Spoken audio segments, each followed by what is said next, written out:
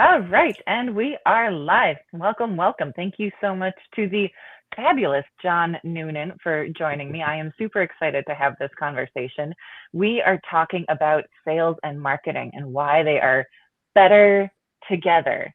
So I, as a marketer who has had to learn sales, much to my dismay, because I am a solopreneur and I cannot feed myself if I don't figure out how to sell. So I have always been very confused in the world of marketing that there seems to be this headbutting between sales and marketing, and they always seem to be making fun of each other and putting each other down. And I'm like, but you guys, I know from experience that sales is so much easier when the marketing is there to support it.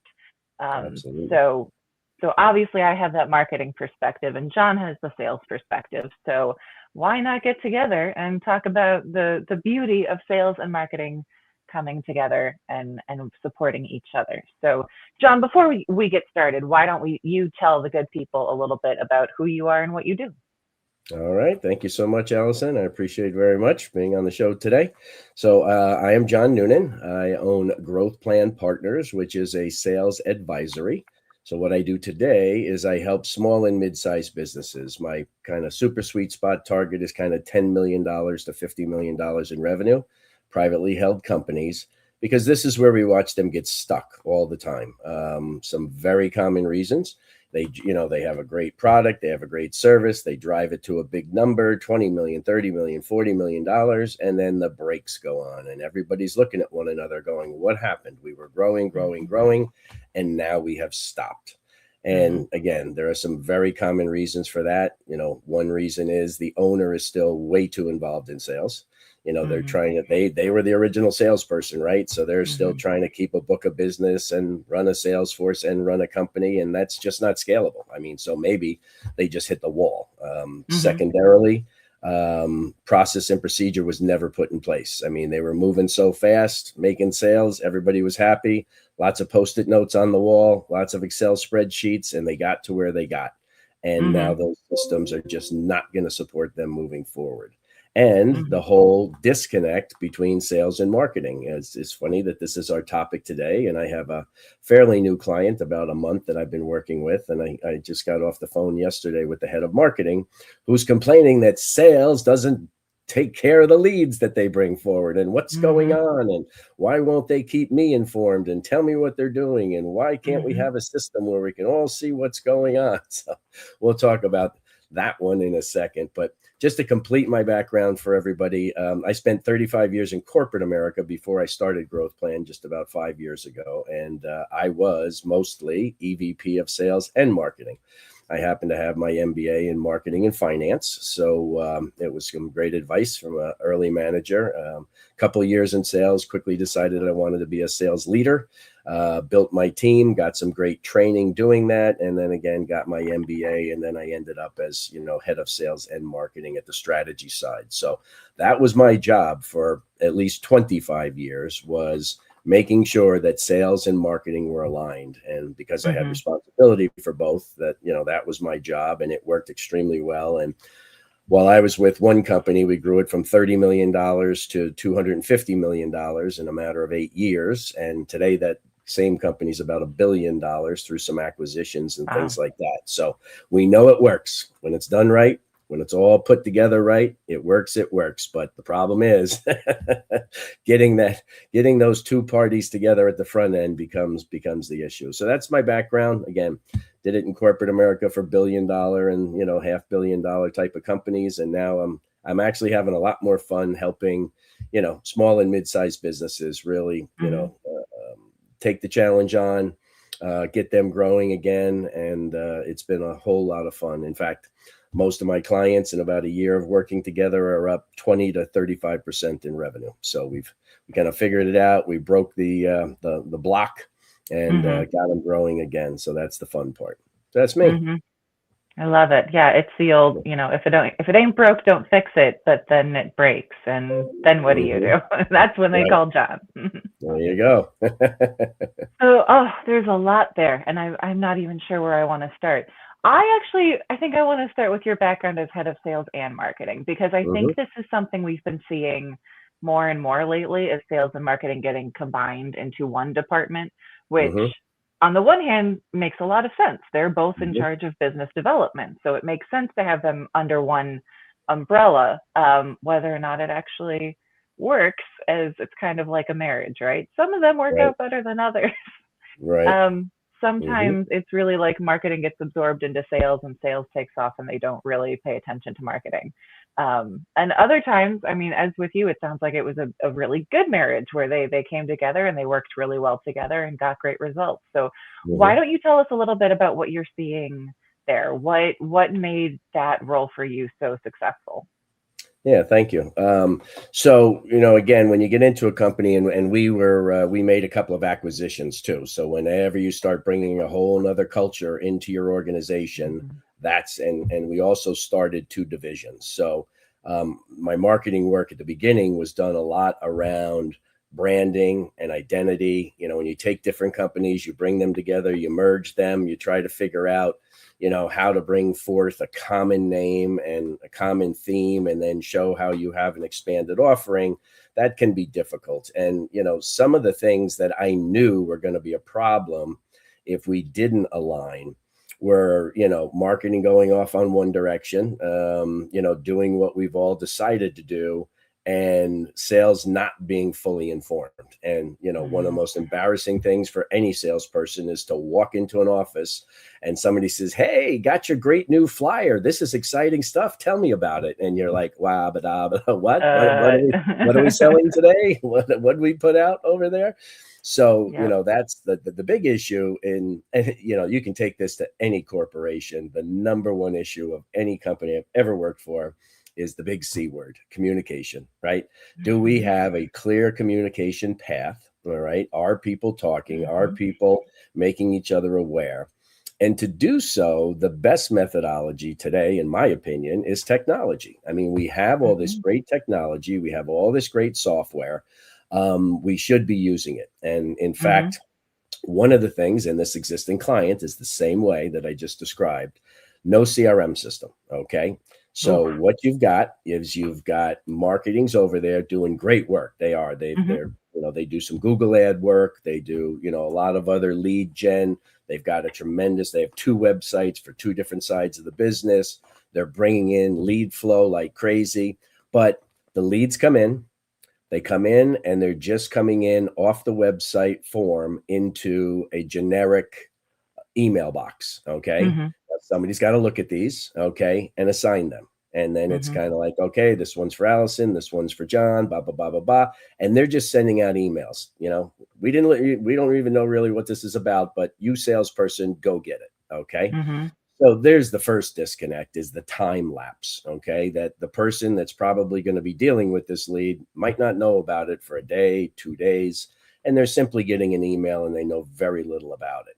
So that's a major issue, okay? And nobody's got overall visibility in the organization. That's the problem. There's this Mm-hmm. generic email box being monitored by 3 or 4 people, okay? And we just hope that the right person grabs it. And that comes down to process and systems and making sure what the priorities are, who's got authority to do what, etc. So what I suggest and what I'm implementing right now is I'm bringing in a CRM system since they don't have one. They've been working off of Excel-based tracker systems, which, Mm-hmm. the data is there, but it's all dependent on people entering the data, and it's all manual entry, and it'll drive you nuts. So all the good CRM systems today, whatever you like, HubSpot, Pipedrive. Not a huge fan of Salesforce. Sorry, it's a little too big for the markets I deal in. But Mm-hmm. all the good CRM systems today, you can take your web inquiry form and have it feed directly into the CRM system. All right. So Mm-hmm. now we have a common place, we have a common area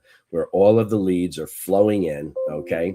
And once you get good at this and you understand it, you can do automatic assignment. Okay. So maybe you want to assign these leads on geography, or maybe you assign them on market, or you assign them on some other element that you decide is the appropriate thing.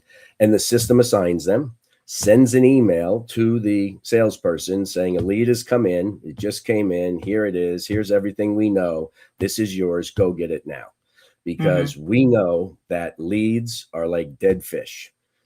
After a couple of days, they stink. They're just useless. All right. I mean, somebody's got, I mean, we're all this way. I We all do. want instantaneous satisfaction. You make an inquiry. Will somebody answer me? Damn it. We were just laughing before that my internet went down. Yeah. 20 minutes on the phone with good old Verizon before I could actually talk to a body. That's just so annoying, so aggravated, but they got us. You can't run from them. You don't have many choices. But, if there are other choices, you don't hear from somebody in an hour or 2 hours, you're moving on. I'm picking up the phone and calling somebody else. So again, number one, centralized repository of everything that's coming in is absolutely critical, and something that I implemented back in my corporate days. And, I'm adamant about with all of my current clients. Number two, again, back to the C word, communication. Okay. I was talking to the head of marketing yesterday, and I said, we need to have a weekly meeting with sales, even if it's just a half an hour. Okay. And let's go through every lead that came in. It is worth our time. It is worth our time to go through and say, okay, we got 20 leads a day. Here they came in, they got assigned, who called who couldn't get a hold of who, which ones are good for us, which fit our ideal client profile, which do not. Because I'll pause here and step back for a second, because that's another major issue that I find at a lot of my clients, is not understanding their ideal client profile. Okay. I was going to jump in on that and say, do we need to refine our ideal client profile? Because marketing loves data, and they will collect, and people go to the website and they click here and they do this, and they're aggregating all the data, which is great. We should all do that. But nothing beats actually talking to clients and prospects, which is what sales does all day long. So you might think you know who your ideal client profile, or as we say, ICP, is, but maybe it needs to be adjusted a little bit. So yeah, you need that feedback from sales and be like, all right, this isn't really resonating. We thought we were going over here, but we're actually getting more results over here. Maybe we need to make some changes to our ICP, and as a result, some changes to our messaging. Exactly. Your ICPs are living, breathing elements, right? And again, this is another issue I walk into with my clients. Let's say I'll just make somebody up, that they sell to the automotive industry, some parts or something like that, right? That's exactly what their website says. We're an automotive part manufacturer. We service these types of clients, boom, boom, boom, boom, boom. So I come in and I say, okay, please give me your client list. Let me take a look at this. Let me do some research against, all your ICP clients and how you do it. And I'm like, well, wait a minute. You got a third of your business in the marine, and marine business. That's not automotive. That's, well, somebody knew somebody, and we went over there and talked to them, and we got some orders over there. And I'm like, are we making any money on those orders? Well, they're not as profitable as our regular ones, but it's volume and we like it. And I'm like, but you don't say anything about that on your website. So if you're trying to pursue more marine business, they hit your website and you're an automotive parts manufacturer. They don't get it. There's this disconnect. So I have a line that I use quite often with the sales teams when I walk in, and I say, folks, we're going to put the shotguns in the rack. And what I mean by that is stop shooting at anything that moves in the grass. That's just completely inefficient. Okay. So, marketing has their objective to help define the ICPs, help market to those ICPs, generate interest, right? Bring forth marketing qualified leads based on that.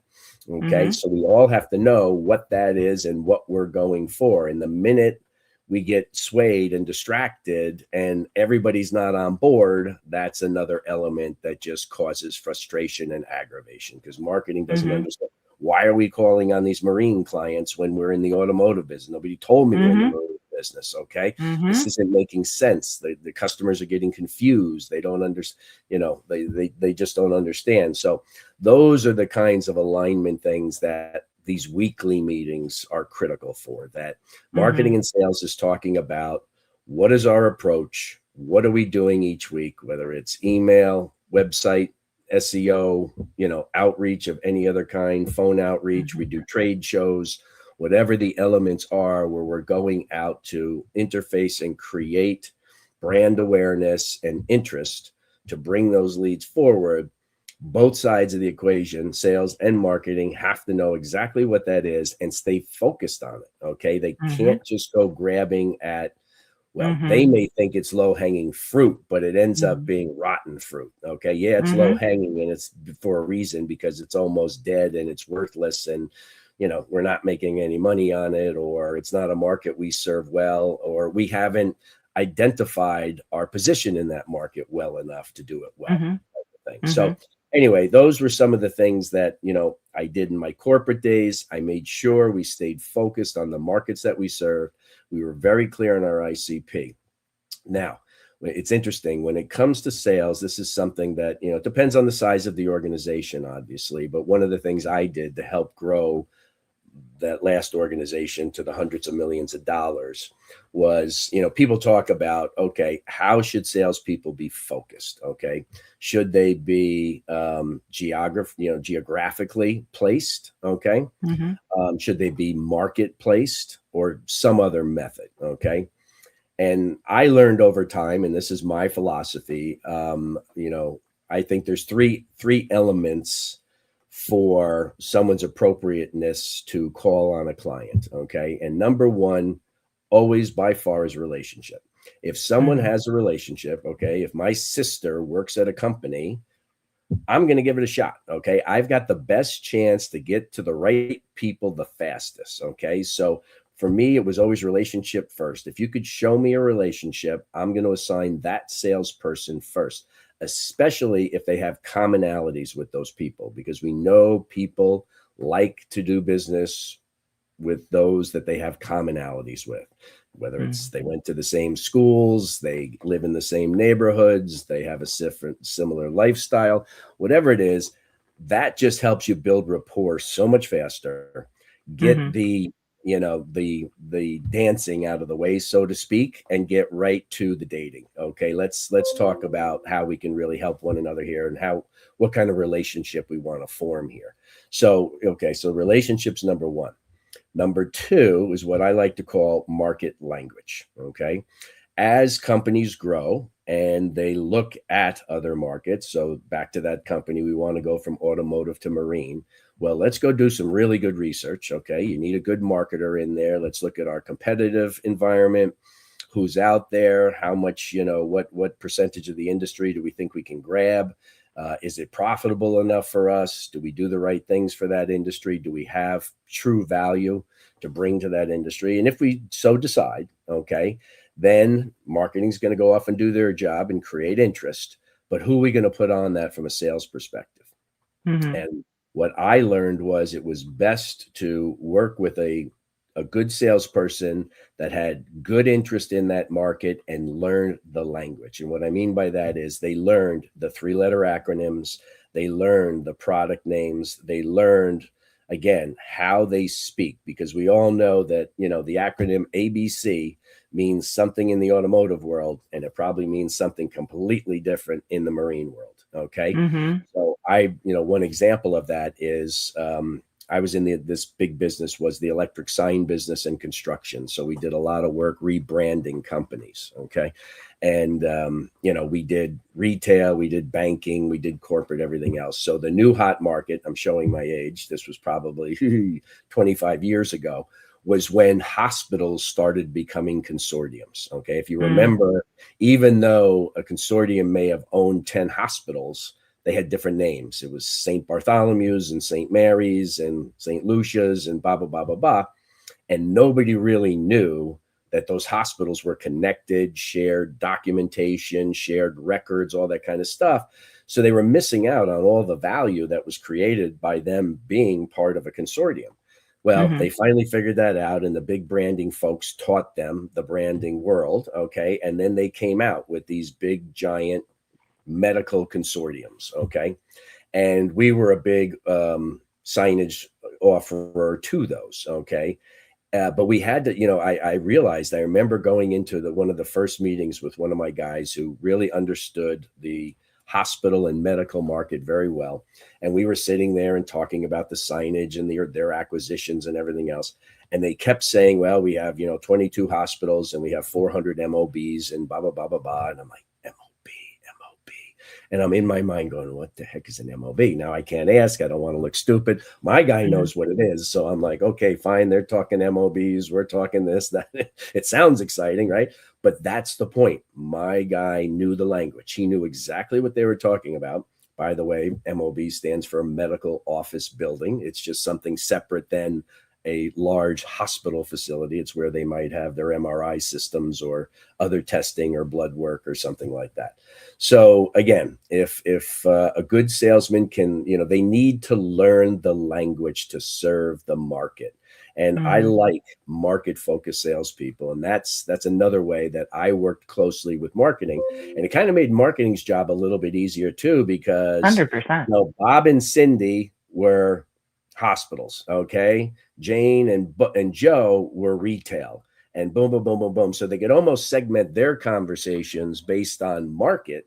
And it was a lot more narrow. It was a lot more focused. It was a lot easier for everybody to understand their approach. And again, it was narrowed and specific and targeted. So those are the things that I can, bring to the table and talk about that I think were the main reasons for our success and doing as well as we did.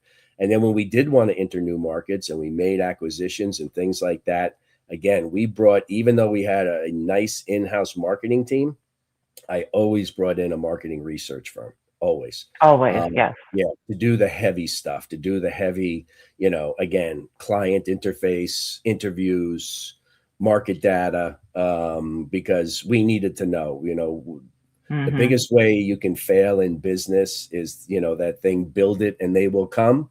Not necessarily.